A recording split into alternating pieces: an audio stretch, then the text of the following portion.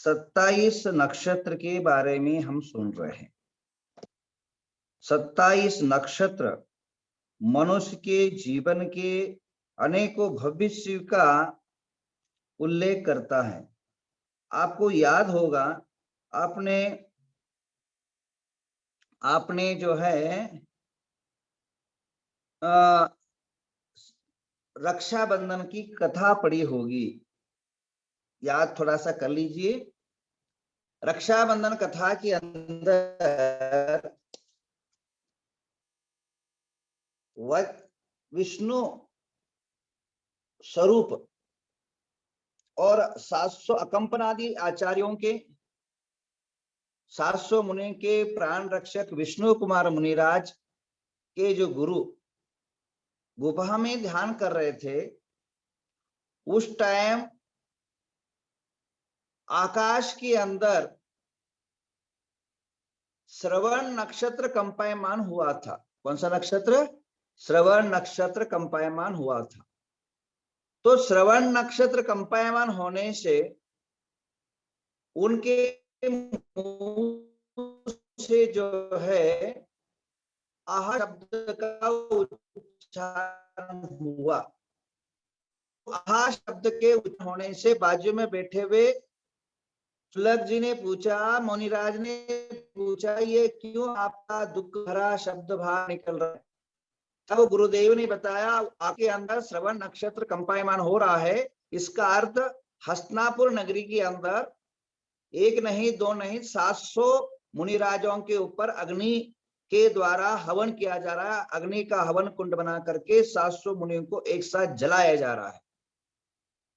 तब जो है विष्णु कुमार मुनिराज वहां पहुंचे, बोले तुम्हारे ही जो है शक्ति और सामर्थ्य है जो इस उपसर्ग को बचा सकते हो।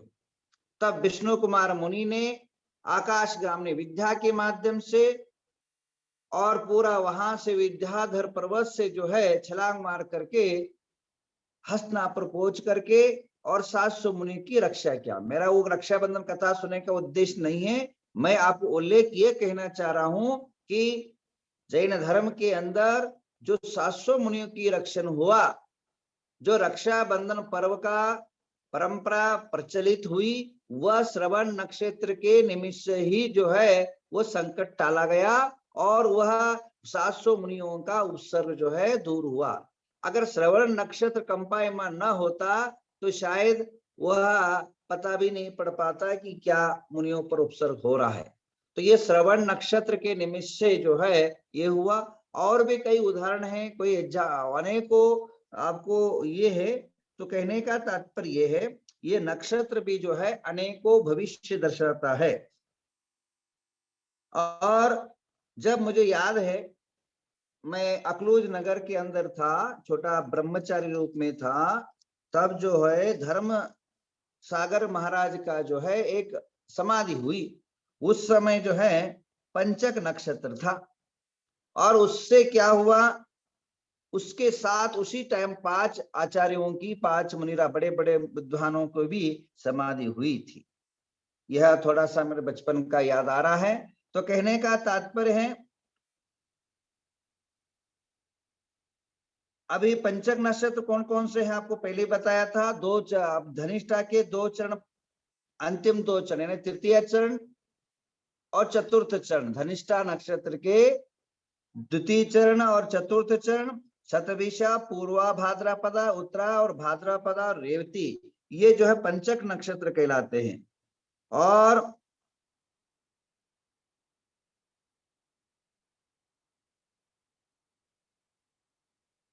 और इसी प्रकार पंचक नक्षत्र में अगर कोई साधु मरता है और उसके मरने के टाइम पर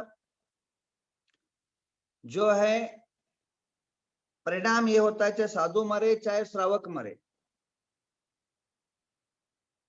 अग्नि भय, रोग, हानि और शोक का वातावरण तैयार होता है। इसलिए पंचक नक्षत्रों का आप लोग शांति करना बहुत जरूरी है। शांति करते जाइए। जब भी कोई ऐसा घटना घटे तो जरूर जो है उन नक्षत्रों का ये करिए, शांति करिए और अपने जीवन में जो है उसका अनेक प्रकार की उपाय करिए। और सबसे सीधी और सरल उपाय ये है कि उसका शांति करने का तरीका ये है, उन नक्षत्रों का अपने घरों में, आजू बाजू में या क्षेत्रों में पेड़ जरूर लगा लीजिए।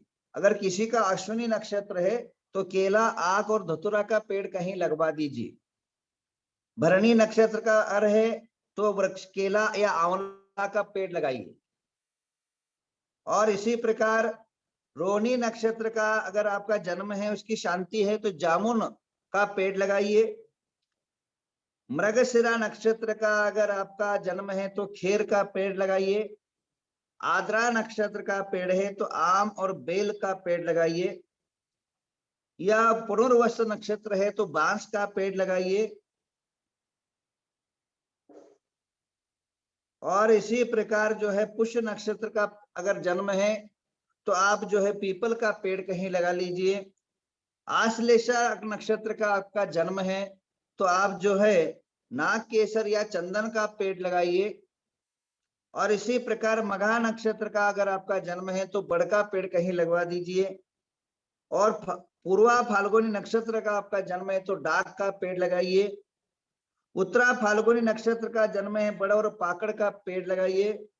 हस्ता नक्षत्र का अगर है तो रीठा जो होता है वो रीठा का पेड़ लगाइए। चित्रा नक्षत्र का जन्म है तो बेल का पेड़ लगाइए। और स्वाति नक्षत्र का अगर जन्म है तो आप जो है स्वाति नक्षत्र का अर्जुन का पेड़ लगाइए। और विशाखा नक्षत्र का पेड़ है तो नीम का पेड़ लगाइए। अनुराधा नक्षत्र में जन्म है तो मोलसीर नाम का एक पेड़ आता है, उसको लगाइए। ज्येष्ठा नक्षत्र का अगर आपका जन्म है तो रीठा का पेड़ लगाइए। और मूल नक्षत्र, ये जो मूल नक्षत्र है उसका अगर आपका जन्म है तो राल का पेड़ लगाइए। और पूर्वाषाढ़ नक्षत्र का जन्म है तो मोलसिरी जामुन का, मोलसुरी या जामुन का पेड़ लगाइए।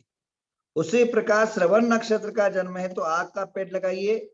और धनिष्ठा नक्षत्र है तो समी या सेमर का पेड़ लगाइए। और शतभिषा नक्षत्र का अगर जन्म है तो कदम्ब का पेड़ लगाइए। उत्तरपदा नक्षत्र है तो आम का पेड़। उत्तरा भाद्रपदा नक्षत्र है तो पीपल या सोनपाट का पेड़ लगाइए। अगर आप लास्ट नक्षत्र है रेवती नक्षत्र, अगर आपका जन्म है तो महुआ का पेड़ लगाइए। तो ये अगर पेड़ों का अगर स्थापना करते हैं तो एक तो क्या है, पर्यावरण शुद्ध होता है। और आपके जीवन में एक पेड़ लगाने से उससे जो है आने वाली जो ऊर्जा है, एनर्जी है, वो आकाश के फैल करके अनेक रोगों का, संबंध का और अनेक प्रकार की जो रोग राई है वो भी दूर करता है। और आपके नक्षत्र भी के जो दोष है वो भी शमन होता है। तो आप अपने अपने ताकत के अनुसार जहां भी आपको जगह मिले, जिधर भी मिले, वह जो है जरूर लगा लीजिए। निश्चित रूपे न आपका जो है काम बनेगा और यशस्वी होगा। तो आइए हम चलते हैं। आज की शाम के टाइम पर ध्यान रखना है, जो 108 बार यंत्र बनाने की बोला था, कितने लोगों ने बनाया? अगर नहीं बनाया तो दिन भर आज बना लीजिए। कागज पर लिखना है शाही से, हल्दी से। कितने लोगों ने बनाया है? 2 ही लोगों ने बनाया है।